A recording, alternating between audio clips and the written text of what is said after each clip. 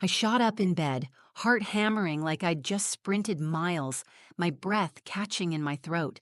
The sound that woke me wasn't a nightmare. It wasn't some distorted echo from a dream. It was clear and real, my baby crying. Not just any cry. Ariel's cry. The one I knew down to the bone.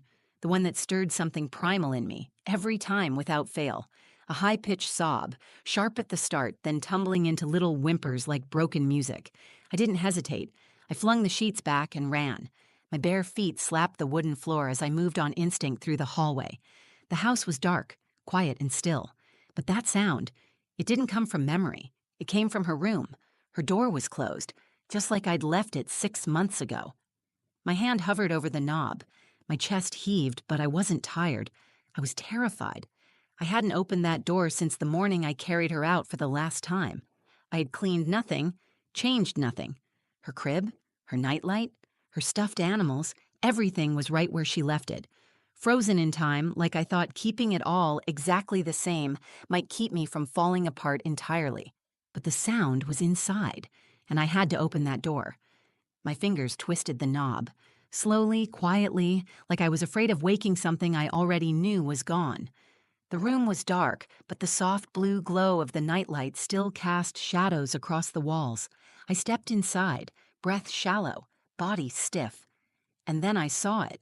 The crib was empty. Not just empty. Cold. Her pink blanket was folded neatly at the foot, untouched. The little mobile above the crib hung still. There was no sign of anyone, no sign of anything. The crying had stopped. My legs buckled, and I dropped to my knees. I pressed my palms to the floor like it might anchor me, like the wood beneath me could carry the weight that my heart couldn't. I whispered her name. Ariel. No answer. My eyes scanned every inch of that room. Her rocking chair sat quietly in the corner. Her stuffed animals lined the shelves. Moosey, the teddy bear she used to hold so tightly in her sleep, was gone. The crib was empty, but the teddy bear was missing. And that's when I felt it. Not a sound, not a voice, a presence. Like the air behind me shifted. Warmer. Closer. The hairs on the back of my neck rose, and I turned. And there she was. Ariel.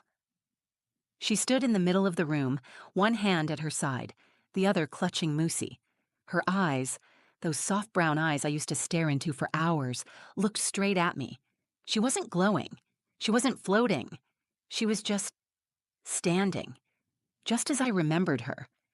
Same polka dot onesie with the small tear on the sleeve. Her curls were tied up like I used to do every night after her bath. Her cheeks were pink like she'd just woken from a nap.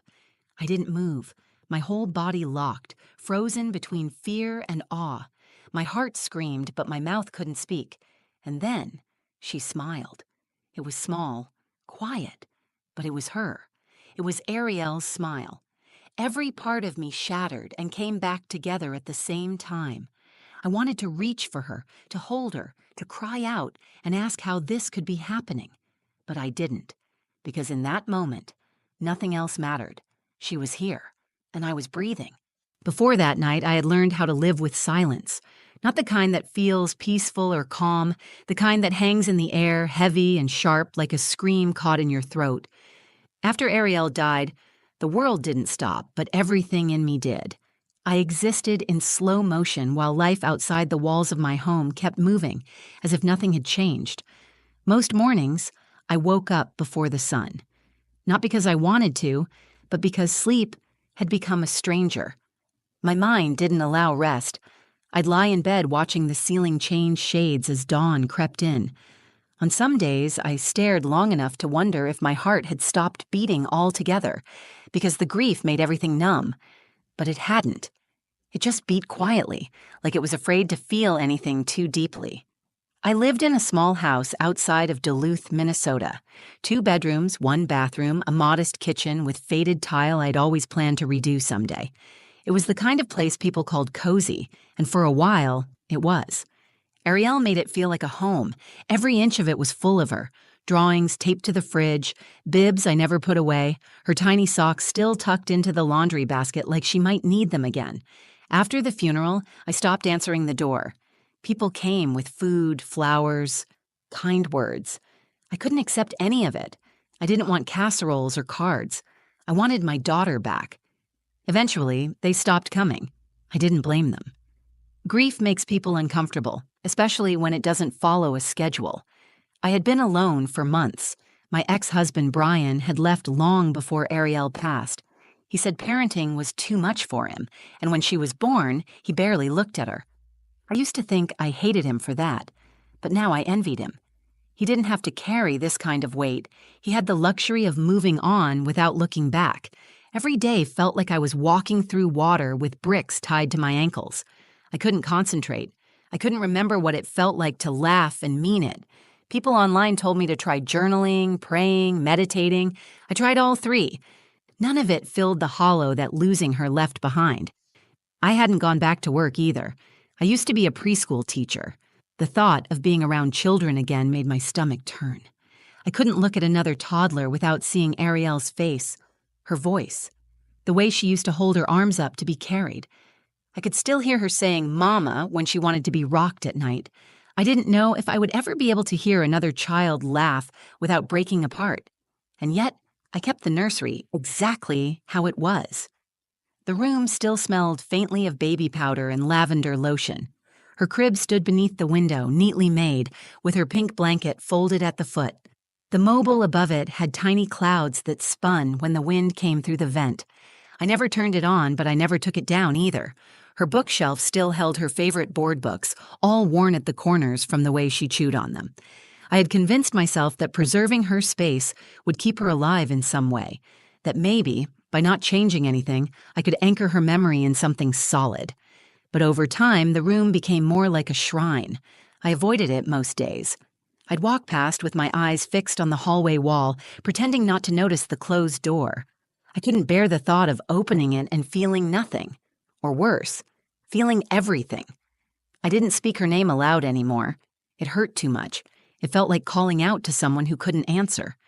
Sometimes, in the shower, I whispered it just to hear the sound, just to remind myself that she had existed outside of my dreams.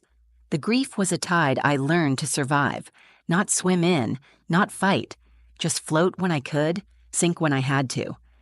I measured my days by how many hours I could go without crying. Some days were better than others. Most weren't. The few people who remained in my life, my neighbor Carol, a woman in her 60s who brought me groceries every Sunday, tried to pull me out of the fog. She would say things like, "Julia, sweetie, you've got to let her rest." But I didn't know what that meant. Ariel was the only part of my life that ever felt whole. Letting her rest felt like letting go of the only real thing I'd ever had. I didn't believe in ghosts. I didn't believe in signs. I believed in pain, in absence, in the way silence can wrap around you until it feels like a second skin. But on that night, when I heard her cry again, something shifted. For the first time in 6 months, the silence broke, and everything I thought I understood about grief, about love, about death, changed in an instant. That night, I had fallen asleep on the couch again.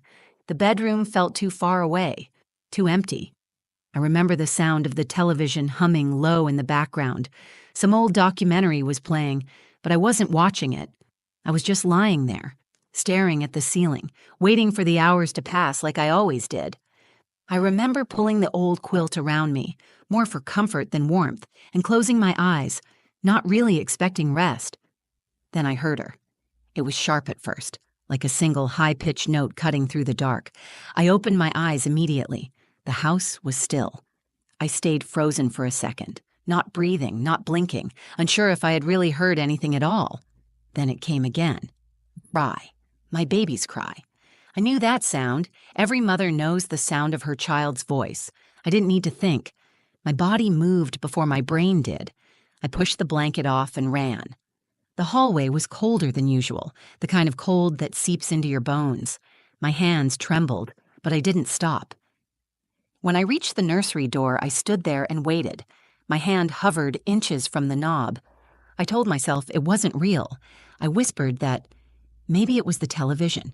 Maybe the house was settling. Maybe my mind had created the noise because I needed to hear it. But deep down, I knew better. I opened the door. The room looked exactly as it always did. Moonlight poured through the curtains, casting long shadows across the floor. The mobile above her crib spun gently, even though the air felt completely still. The crib was untouched, her blanket folded, the sheets smooth, empty. But something was wrong. Moosey was missing. That bear had never left the crib. It was the only thing I buried my face into when she died. I had pressed it against my chest at the funeral. I had held it on nights I couldn't stop shaking. I never moved it from that spot, and now it was gone. The crying had stopped, but I felt like I was still hearing it inside my head, like a ghost of a sound that wouldn't fade. I stepped into the room, slowly. The hardwood was ice under my feet. I looked at the rocker by the window, still. Her bookshelf, undisturbed, her baby monitor still plugged in on the shelf, blinked with a faint red light even though it had been dead for months. I whispered her name, not in a loud, commanding way. I said it like a secret I wasn't sure I had permission to speak aloud. Ariel! That's when I heard it, a soft creak behind me. My breath caught in my throat. I didn't move. My skin prickled with the feeling that I wasn't alone. I turned slowly, half expecting to see the door swinging, or maybe Carol, my neighbor, standing there confused. But it wasn't either of those things. I saw something small in the hallway, a shadow. It moved quickly, like a child slipping out of view. My legs locked in place. My chest ached from how tightly I was holding in my breath. I called out again, louder this time. Ariel? Nothing. I stepped back into the hallway. It was dark, but I could still see. The nightlight in the hallway cast a glow that flickered like a candle. I walked toward it. My eyes scanned the edges of the walls, the doors, the floor. Then I saw the bear, Moosey, sitting at the top of the stairs. My throat tightened. My body stopped moving. I hadn't touched that bear in weeks. It had been sealed inside the crib. The windows were shut. No draft, no explanation. But there it was, upright, clean, untouched. I walked toward it, picked it up slowly, and held it against my chest. It still smelled faintly of the lavender detergent I used when she was alive. My knees gave out, and I sat on the top step, clutching it like it was all I had left in the world. I looked behind me. The hallway was still empty. No footsteps, no sounds. But the crying had been real. My hands were shaking.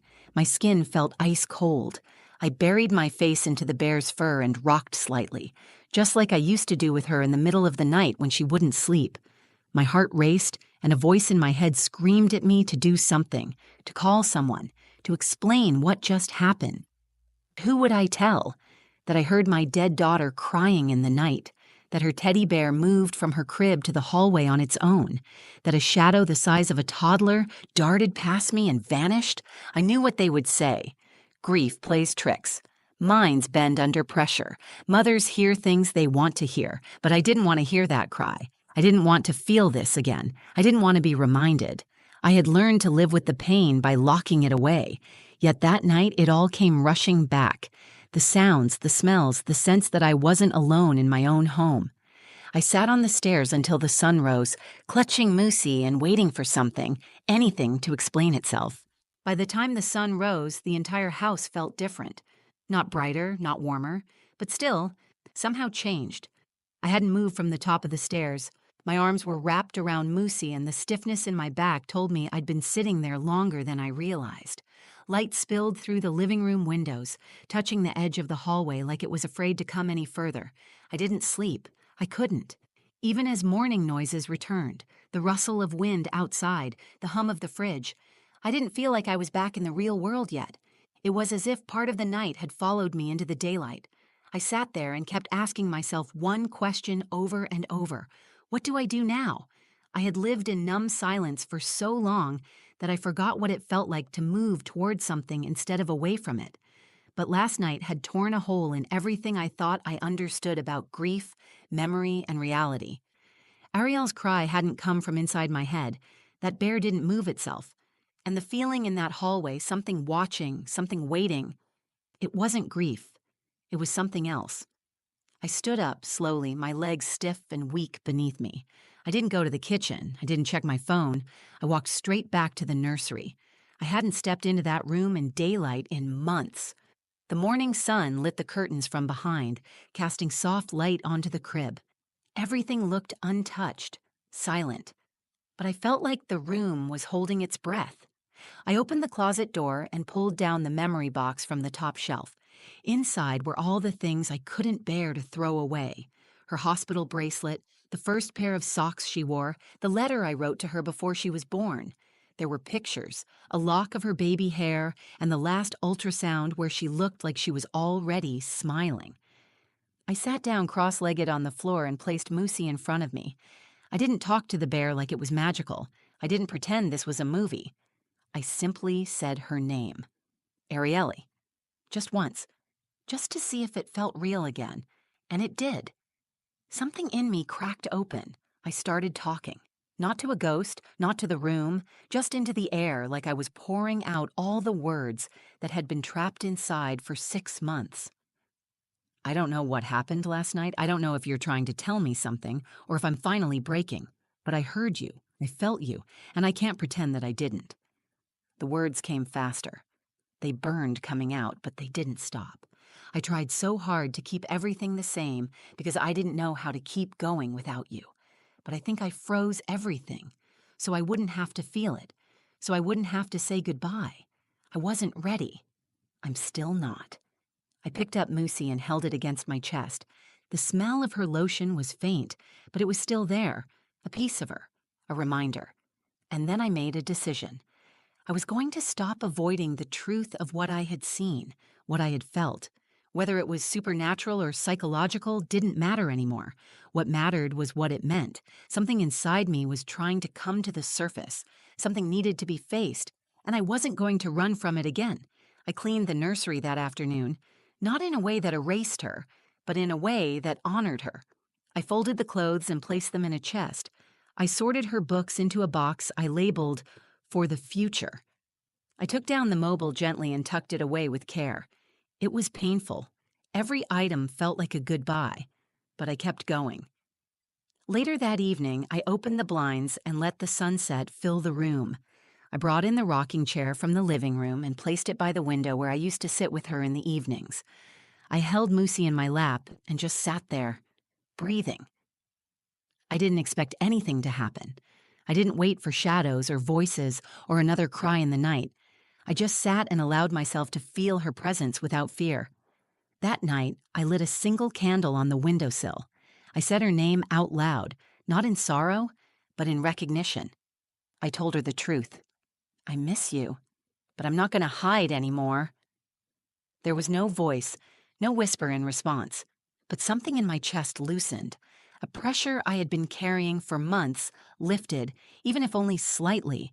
For the first time in half a year, I wasn't waiting for the grief to drown me. I had chosen to face it. And whatever had pulled Arielle to me last night, memory, spirit, or love, had opened a door I hadn't been willing to touch before. Now, I was ready to walk through it. That night, something changed again. After the sun went down, I sat in the nursery just like I had the night before. The candle flickered on the windowsill. Moosey was in my lap. The room smelled like lavender and old memories, but the air didn't feel as heavy.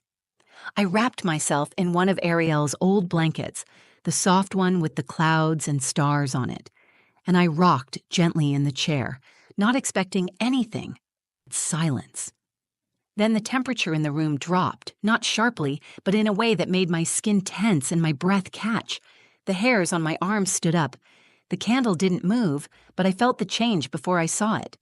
A soft light shimmered near the crib, faint at first, like a reflection from the street outside, but there was no car, no sound. The air was still. The glow grew brighter, and I sat up, completely alert, heart pounding in my chest.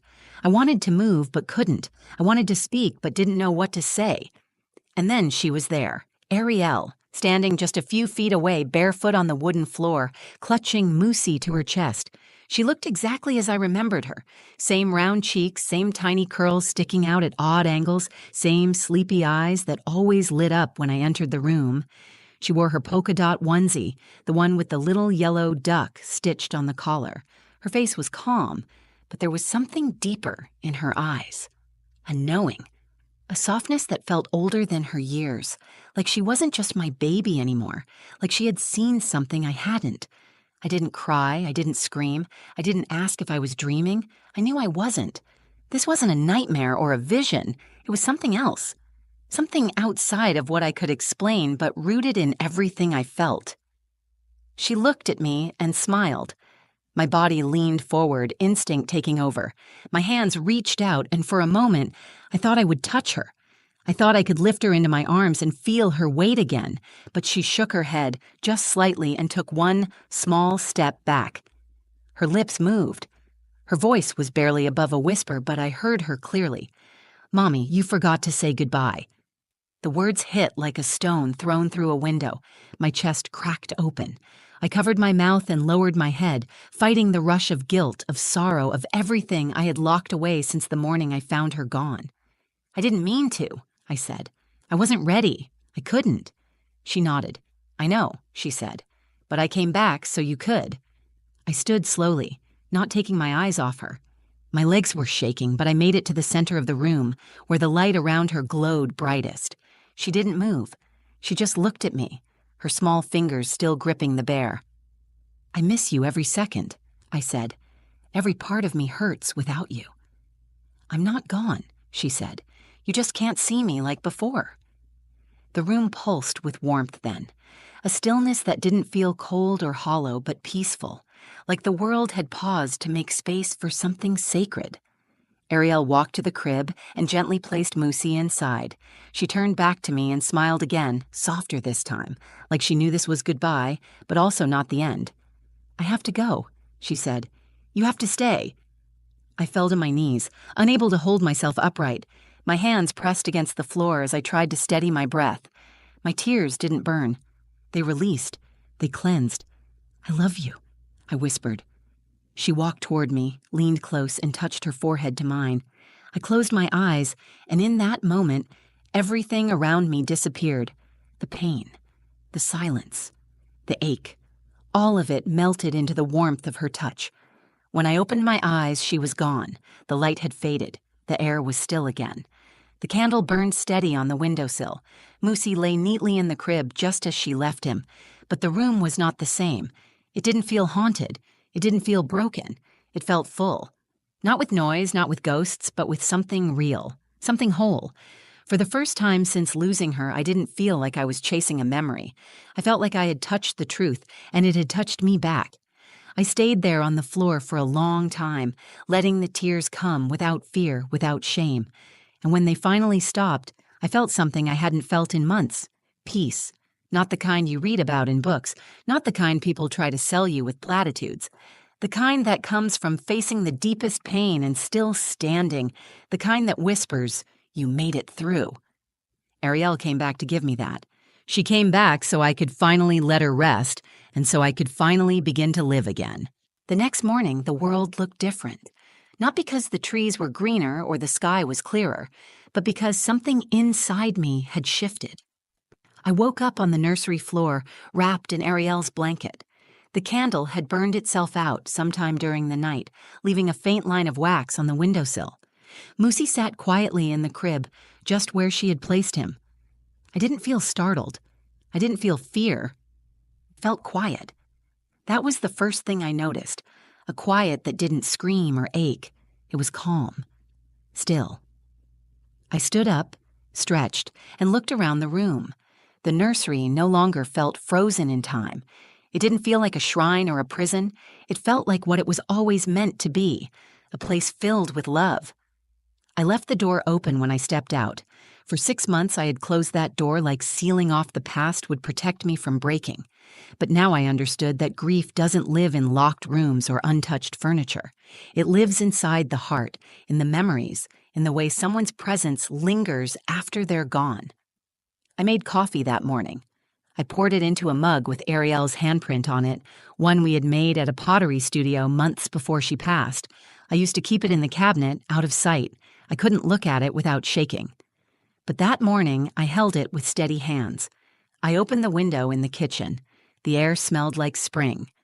My neighbor Carol walked by as she did every morning, and instead of pretending not to see her, I waved. She looked surprised, but she waved back, her smile wide and warm. It had been a long time since I let anyone see me as something other than broken. Later that afternoon, I gathered the things I had tucked away in Ariel's memory box. The pictures, the bracelet, the letter. I sat on the living room floor and read every word of that letter again. I had written it the week before she was born. I told her how excited I was to meet her, how scared, how ready. I cried, but the tears didn't crush me. I spent the rest of the week rearranging the nursery. I moved the crib to the side wall and replaced it with a reading nook. I brought in a small desk and set up a corner where I could write. Not because I wanted to forget Ariel, but because I wanted to let her memory live inside something new. I didn't want her to be a moment I ran from. I wanted her to be the reason I moved forward. I started attending a support group for mothers who had lost children. I listened to their stories, their pain, their small victories. At first, I didn't speak. I just sat and absorbed the weight of their words. But then, one evening, I raised my hand. I told them everything, about the cry in the night, about Moosey, about Ariel's voice, about how she told me I forgot to say goodbye. No one looked at me like I was crazy. No one questioned what I saw. They just nodded, and some of them cried.